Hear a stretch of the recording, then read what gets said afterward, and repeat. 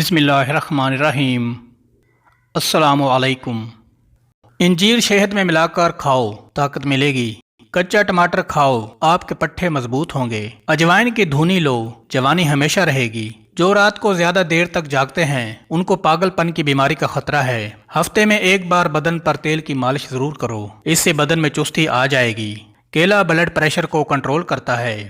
روزانہ صبح کے وقت ایک آنکھ بند کر کے گھاس اور شملہ مرچ کی طرف دیکھو، آپ کی نظر تیز ہو جائے گی۔ جلی ہوئی جگہ پر انڈے کی سفیدی لگا دینے سے چھالے نہیں بنتے۔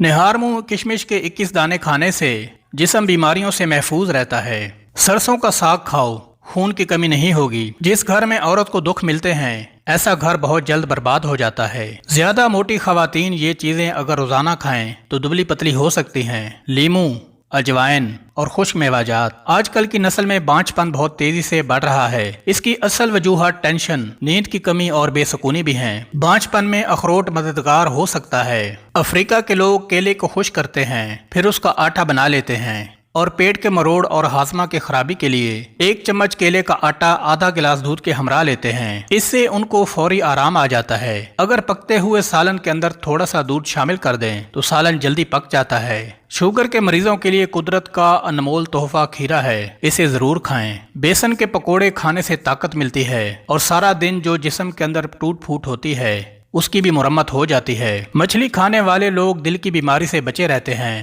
گاجر مثانے کی خرابیوں کے لیے زیادہ فائدہ مند ہے۔ ابالے ہوئے پانی کے ساتھ دوا لینے سے دوا جلدی اثر کرتی ہے۔ سبزی کا سالن زیادہ کھانے سے جسم میں خوبصورتی بڑھتی ہے۔ اگر خون کی کمی ہو جائے تو بینگن کا سالن کھاؤ۔